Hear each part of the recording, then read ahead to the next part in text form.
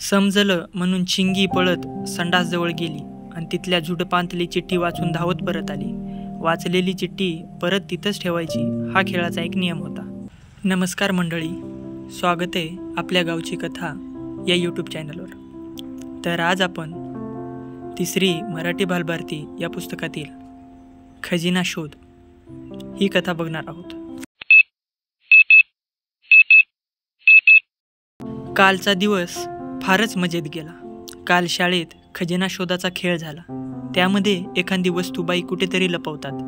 ती वस्तू कुठे लपवली आहे याची माहिती वेगवेगळ्या चिठ्ठीमध्ये लिहून त्या चिठ्ठ्या कुठे कुठे लपून ठेवतात. मग आपण एक एक चिठ्ठी हुडकत जायचे आणि खजिना शोधायचा. काल वर्गात आल्या आल्या बाई म्हणाल्या, 6 जणांचे 2 गट आणि 7 जणांचे 2 गट करा. मग त्यांनी खजिना शोधाचे नियम समजावून सांगितले. काळुमाच्या आंब्यापासून ओढ्यापासच्या वावरापर्यंत सगळ्या परिसरात कुठेतरी खजिना ठेवला होता. बाईंनी सगळ्या संघांना एक एक चिठ्ठी दिली. पहिली चिठ्ठी सगळ्या संघांना सारखी होती. रोज सकाळी आपण जातो त्या जागेवरची झुडप म्हणजे कुठे आम्ही विचार करू लागलो. समजलं म्हणून चिंगी पळत संडासजवळ गेली आणि तिथल्या झुडपांतली चिठ्ठी वाचून धावत परत आली. वाचलेली चिठ्ठी परत तिथंच ठेवायची हा खेळाचा एक नियम होता.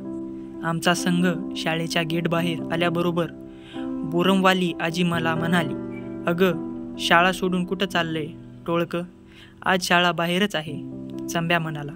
आणि आम्ही पळत शाळेमागच्या वड्याच्या झाडाकडे गेलो. चिठ्ठी शोधायला सगळे झाडावर चढू लागलो. तेवढ्यात आबा म्हणजे चिंगीचे आजोबा ओरडले, तुमची झुंड झाडावर चढते की काय? पुढची चिठ्ठी वडाच्या झाडाच्या ढोलीत अगदी हाताच्या अंतरावर होती. त्यामुळे फार चढाव लागलं नाही. चिठ्ठी वाचून आमची पलटण निघाली परत शाळेत. खिचडीच्या खोलीत तांदळाच्या पोत्यांमागची चिठ्ठी आम्ही वाचत होतो तेव्हा एक संघ संडासजवळच्या झुडपांकडे चालला होता.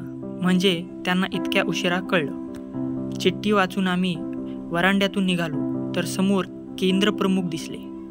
बालचमू खुशीत दिसतोय ते बाईंना म्हणाले. गेटमधून बाहेर जातोय तर सरपंचताई समोर केंद्रप्रमुखांना भेटायला आल्या असाव्या. कुठं चालली आहे टोळी त्यांनी विचारलं. आज 2 तास खजिना शोध आहे असं ओरडत आम्ही काळुमाच्या आंब्याकडे निघालो.